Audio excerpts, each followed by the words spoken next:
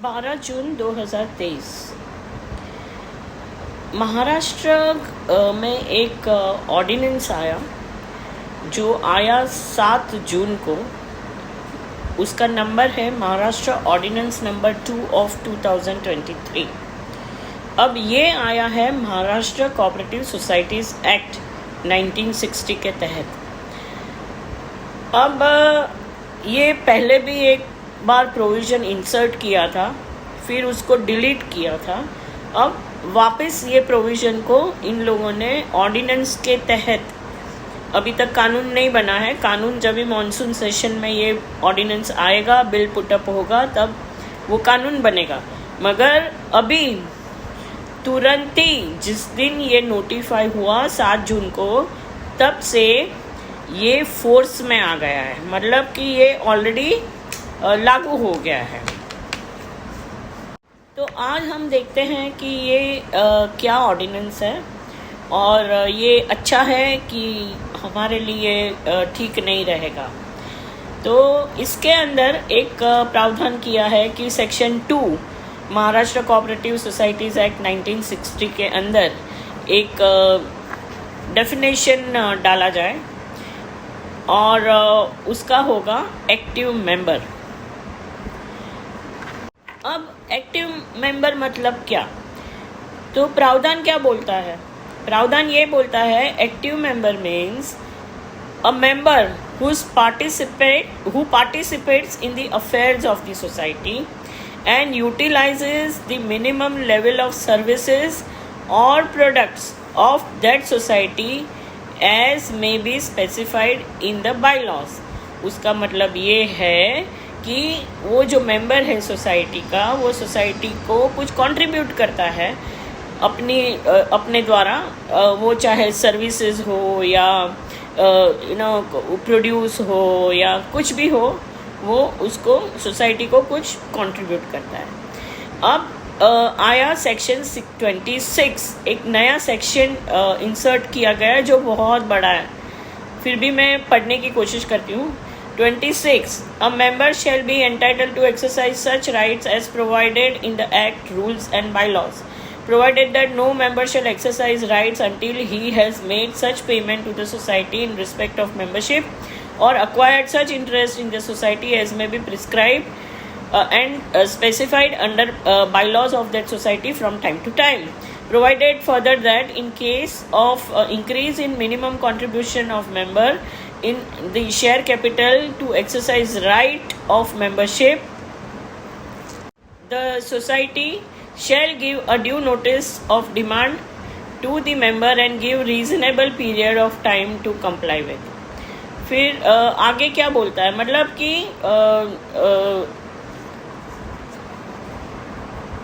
मतलब जब तक ये जो मेंबर है वो अपनी एंट्री फ़ी नहीं दे देते, ट्रांसफ़र फ़ी नहीं दे देते और सोसाइटी चार्जेस नहीं देते थे, तब तक वो सोसाइटी मेंबरशिप का स्टेटस एंजॉय नहीं कर सकते और वो बायलॉज के अंदर जो स्पेसिफाई किया है उसी हिसाब से चलेगा। और आगे क्या बोलता है ये प्रोविज़न दैट सपोज कोई इंक्रीज़ हुआ, मतलब कोई बढ़ोतरी हुई मिनिमम कंट्रीब्यूशन पर शेयर कैपिटल, या तो फिर सपोज 100 रुपये की जगह 200 रुपया हो गया, तो सोसाइटी ने इस इंक्रीज़ का ड्यू नोटिस देना चाहिए, डिमांड नोटिस देना चाहिए और रीज़नेबल टाइम देना चाहिए पेमेंट के लिए। अब 26(2) पे आते हैं, जो मुझे लग रहा है कि ये रिकंसिडर करना चाहिए पार्लियामेंट ने और इवन महाराष्ट्र सरकार ने, क्योंकि मैं आपको बाद में बताऊंगी कि क्यों करना चाहिए। It shall be the duty of every member. ये प्रावधान क्या बोलता है? ये कहता है कि it shall be duty of every member of a society to attend at least 1 general body meeting within a consecutive period of 5 years। तो वो ये कहता है प्रावधान कि हर एक मेंबर ने जनरल बॉडी AGM जो है वो 5 साल में एक बार अटेंड करनी चाहिए। तो आगे क्या कहते हैं ये प्रावधान कि provided that nothing in this clause shall apply to the member whose absence has been condone by general body meeting. मतलब कि वो जो मेंबर है उन्होंने जनरल बॉडी को ये कहा है कि आई एम सॉरी, मैं आपका मीटिंग अटेंड नहीं कर सकता हूँ क्योंकि मैं शायद बाहरगाँव हूँ या मैं अब्रॉड हूँ या मेरी तबीयत ठीक नहीं है। इधर एक चीज़ है, सरकार ने एक प्रावधान इसमें ऐड करना चाहिए कि इन लोगों ने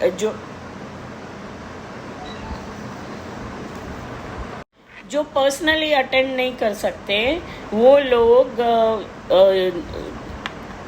वेबएक्स या जूम मीटिंग से एजीएम अटेंड कर सकते हैं। हम लोगों ने किया है कोरोना काल के द्वारा।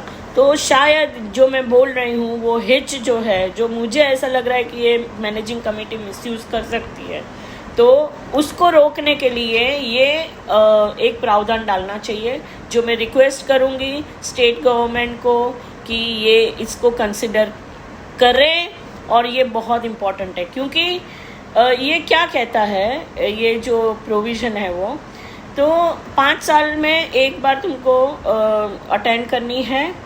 अगर आपने 5 साल तक एक भी अटेंड नहीं की, provided that when a society classifies, तो फिर ये मेंबर जो है वो नॉन एक्टिव मेंबर हो जाएगा।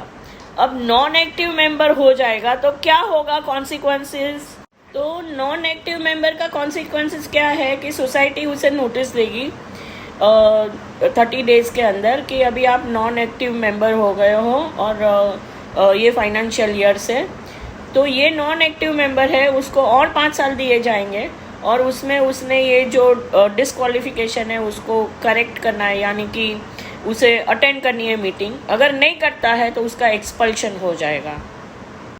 अब आता है यहाँ पर जो मुझे ऐसा लग रहा है कि मैनेजिंग कमेटी करती है, ऐसा नहीं है नहीं करती है, करती है मिसयूज़ ऑफ पावर। तो ये जो प्रावधान है उसमें ये कहा है कि जब भी मेंबर क्लासिफाई हो जाता है नॉन एक्टिव मेंबर के नॉन एक्टिव मेंबर, तो उसको क्लासिफाई कर देता है। अभी जब उसका डिस्क्वालिफिकेशन करेक्ट कर दिया तो उसको रिक्लासिफाई करो एक्टिव मेंबर। अगर नहीं किया तो वो रजिस्ट्रार को कंप्लेंट कर सकता है 60 दिन के अंदर अंदर। मगर इधर मुझे लगता है, देखो कोई भी एक इंसान है वो फ्लैट खरीदता है, अभी सोसाइटी का मेंबर बनता है, तो वो फ्लैट भी तो कोई सिंप्लिसिटी 500, 1000, लाख, 2 लाख में नहीं आता, 3-4 करोड़ 5 करोड़ में बम्बई में मिलता है। इसके ऊपर अगर ऐसा डिस्क्वालिफिकेशन डाल दिया तो आप सोचो वो ईएमआई भी भर रहा है और वो नॉन एक्टिव मेंबर भी है। अभी कल को मैं ऐसा सोच सकती हूँ एज अ लॉयर, मैं प्रिज्यूम करती हूँ, मैं ऐसा नहीं बोलती हूँ ऐसा होगा ही, मगर ऐसे हम प्रिज्यूम कर सकते हैं हाइपोथेसिस कि रीडेवलपमेंट में जा रहा है तो क्या होगा। उसको एक्सपेल कर दिया है आपने तो उसके राइट्स का क्या? और ये होना बहुत स्वाभाविक है क्योंकि कई जगह पर जहाँ मेरे पास केसेस आते हैं, कई जगह पर मोस्ट ऑफ द सोसाइटीज़ की जो कमिटी है वो हाई हैंडेडली बिहेव करती है। मैं ये नहीं बोलती सभी लोग का, दोनों साइड में कुछ ना कुछ हो सकता है, मगर जहाँ तक मैंने एक्सपीरियंस किया है और मैंने जितने हैंडल किए हैं केसेस, उस पे से मैं ये बता सकती हूँ कि ऐसे पावर देना एक डेंजर है। क्योंकि एक बंदा अपने लिए घर खरीदता है और उसको इस तरह आप उलझा रहे हो, और आपको क्या लगता है कि रजिस्ट्रार की ऑफिस में कंप्लेंट करने के बाद तुरंत सब कुछ ठीक हो जाएगा? नहीं जी, फिर रजिस्ट्रार से जाएगा डिविजनल जॉइंट रजिस्ट्रार, फिर वहाँ से जाएगा कोऑपरेटिव मिनिस्टर, फिर वहाँ से जाएगा हाई कोर्ट, फिर डिवीजन बेंच, फिर सुप्रीम कोर्ट। आप क्या कर रहे हो? वो 5 साल अगर नहीं बंदा भर रहा है कोई भी एजीएम तो ठीक है ना, उतना न्यूसेंस एजीएम में कम होगा, ऐसा मेरा मानना है। बाकी ऐसे भी केसेस हैं जहाँ पर मैनेजिंग कमेटी ट्रांसफर नहीं दे रही है, कोई गुजर गया है, पति गुजर गया है, पत्नी गुजर गई है, तो वो ट्रांसफर नहीं कर रहे हैं, और वो भी 10-10, 12-12 साल तक। अभी कोई एक विडो है जो अनएजुकेटेड है, वो क्या करेगी? उसको क्या पता चलेगा वो एक्टिव मेंबर है कि एक्टिव मेंबर नहीं है? आप इस तरह का प्रावधान कोई भी कानून के अंदर कैसे लगा सकते हो? वो आपको टैक्स दे रहा है, वो स्टैम्प ड्यूटी भर रहा है, वो रजिस्ट्रेशन चार्जेस भर रहा है, वो आपका म्यूनिसिपल कॉरपोरेशन का बिल भर रहा है, सब कुछ तो दे रहा है। फिर आप उसे क्यों मजबूर कर रहे हो एजीएम के अटेंड करने का? क्या जरूरत है? अभी सोसाइटी में ऐसी भी सोसाइटी है जहाँ पर मैक्सिमम विडोज है, उनके पति मर गए हैं, तो ज़रूरी नहीं है कि हर एक विडो आके वहाँ पर बैठे। आपको उसकी प्रेजेंस की क्यों ज़रूरत है इतनी? वो विडो आज पुराने ज़माने की है। मैंने देखा है और कई सोसाइटियों में है कि मैक्सिमम विडोज जो है वो समझती नहीं है और वो अटेंड नहीं करना चाहती। तो आप इस तरह से ऐसे प्रावधान, मुझे ऐसा लगता है कि ये फंडामेंटल राइट को हिट करता है और ये आपको विड्रॉ करना ही चाहिए, क्योंकि 10-10 साल तक, 15-15 साल तक कोई एक लेडी लड़ेगी क्या इनहेरिटेंस में दे जाएगी अपने बच्चों को? और वो भी अपने पैसे से खरीदा हुआ प्रॉपर्टी है। उसको आप प्रेशर कर रहे हो कि तुम जाओ वहाँ पर बैठो और अटेंड करो। वो बेचारी को कुछ समझ में नहीं आता। देखो, हर एक विडो या हर एक स्त्री पढ़ी लिखी है वो ज़रूरी नहीं है, और पढ़ी लिखी होने के बावजूद भी उसके अंदर उतनी स्ट्रेंथ है कि वो वहाँ पर जाए और वो कमेटी को फेस करे एजीएम में। वो स्ट्रेंथ होना ज़रूरी नहीं है, हर एक लोग नहीं कर सकते।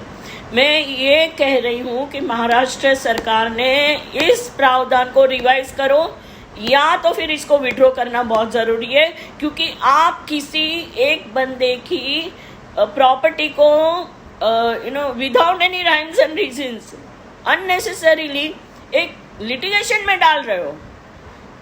आप गारंटी कर रहे हो कि वो जो रजिस्ट्रार है वो 7 दिन के अंदर अंदर उसको एक्टिव मेंबर बनाएगा? नहीं कर रहे हो, क्योंकि वो एक्टिव मेंबर बनाएगा तो सोसाइटी अपील में जाएगी। सोसाइटी को क्या है? आप सोचिए इस प्रोविज़न का कॉन्सिक्वेंसेस क्या है, और आप ये भी समझिए कि हर एक मेंबर नॉट नेसेसरी एजुकेटेड हो और कैपेबल हो, उसने इनहेरिटेंस से लिया है, सपोज फादर की या मदर की प्रॉपर्टी है। तो मैं अपील करती हूँ कि इस प्रावधान को आप विड्रॉ कीजिए।